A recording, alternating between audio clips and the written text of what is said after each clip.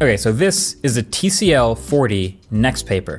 And at first glance, it might not appear to be a particularly special phone. Like, this is a $200 budget Android phone. It's got a 5,000 milliamp hour battery, a pretty standard issue 50 megapixel main camera, flanked by a 5 megapixel ultra wide and a 2 megapixel macro. And inside, a MediaTek G88 processor, 8 gigs of RAM, and 256 gigs of storage. This design is pretty basic. It's squared up, nothing too offensive, a solid blue color with some sparkles in it, but it has exactly one really interesting feature that's caught my attention, and that's the screen. So this screen, you're looking at a 6.78 inch flat 1080p 90 hertz display, but when you put it up next to another phone, that's when you immediately notice something is very different about it, mainly that there are no reflections at all. None.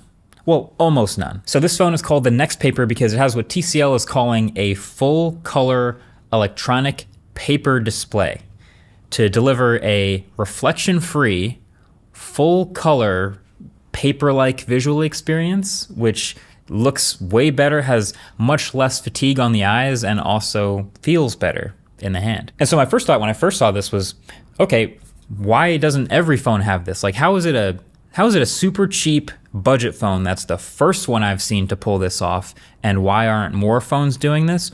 What am I missing here?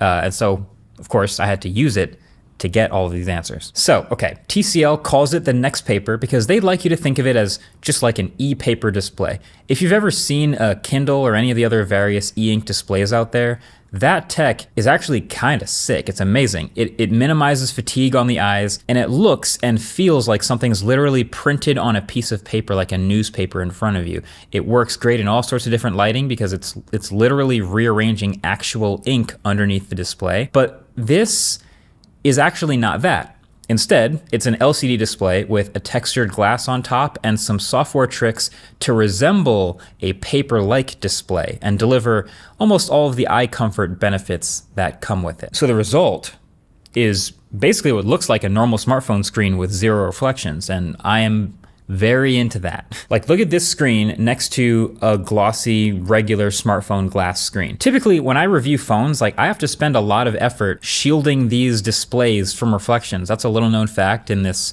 I guess it's kind of inside baseball, but when you shoot reflective things, it is a challenge. I have to angle the phone certain ways, I have to shoot in certain environments, and I often use what we call a flag here, which is literally just to slide it in at a certain angle to block reflections and make the screen easier to see. It's a whole thing. But with this matte display, I mean, I just don't need any of that special treatment. Like, it's happy to show up at any angle. And the angles that would normally have a giant reflection, it just kind of looks a little bit lighter, a little faded, but still actually readable. And then when you're straight on, or just kind of regularly reading, it's nice and soft and it's less stressful on the eyes. It is kind of weirdly a little bit paper-like, like some of those paper-like displays. So almost all of this is enabled by hardware. So there are a bunch of extra layers between the actual LCD display and you, including this textured glass. And so that's all what gives it this anti-reflective look. There's also some other benefits, like physically limiting the amount of blue light that makes it through. So instead of a special mode in the software, there is just physically less blue light making it through an additional filter into your eyes. And another underrated one, the feel. I mean, literally the way the glass feels under your finger. It kind of has this soft touch effect thanks to the slight texture. So you can actually see the difference up at the cutout at the top. You obviously can't do textured glass over the front-facing camera because that would ruin the photos. Not that they're amazing photos in the first place, but that's the most obvious spot where you can see that difference between the matte finish and glossy glass. And my finger just runs over this glass almost the same way that it does on the back of the phone.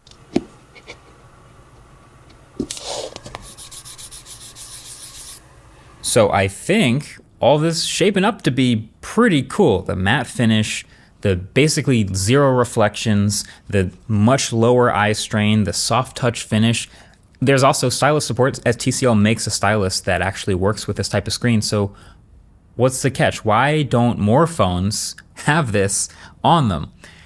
And you're probably one step ahead of me already, which is, yeah, there are some downsides. So first of all, a bunch of extra layers on the display itself is gonna have some obvious drawbacks, but mainly it's just that they're cutting a lot of light. Like, it hurts a lot of sharpness and just total light getting through to you. So this is the absolute maximum 100% brightness of this screen, and it's 450 nits. So it's good enough to read indoors, as you've seen, but outdoors it's gonna get pretty quickly washed out and is disappointingly dim. Now again, this is a $200 phone, so I think if this was an even higher end phone with a brighter LCD or an OLED back there, maybe it could solve or help some of these issues, but that wouldn't fix the other one, which is sharpness. So this is a 1080p display, as I've said, but it doesn't even really look like that. I mean, I think if I asked you what resolution you think this is, or if I did a blind test or something, it would compare pretty closely to a 720p display. I mean, text is soft, edges of things are soft, all the corners are soft. It just all kind of has a little bit of a glow to the edges, which again makes things nice and easy to look at. Like nothing is harsh or super bright or fatiguing on the eyes, but if it's a sharp photo or a video detail you're after, then putting a bunch of layers between your eyeballs and the actual display is not the best way to see those details. And then same thing with contrast. Just because of how much brightness is limited,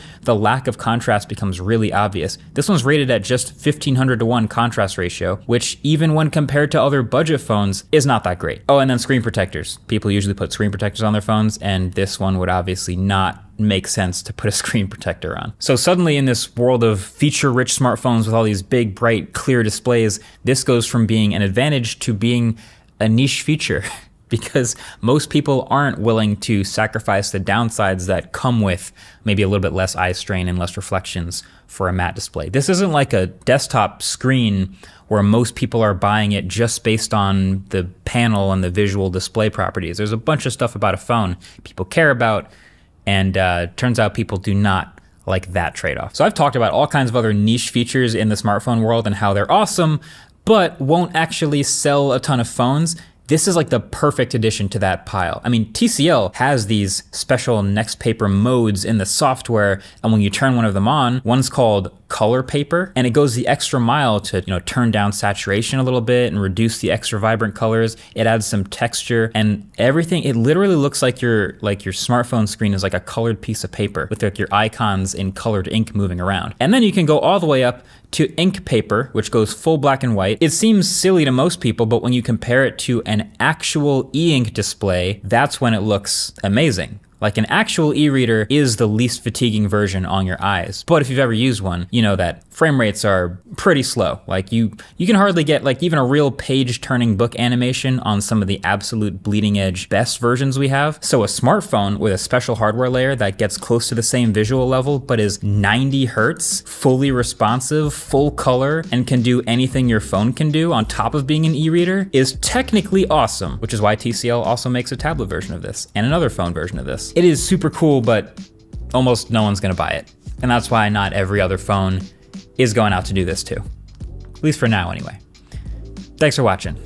Catch you guys in the next one. Peace.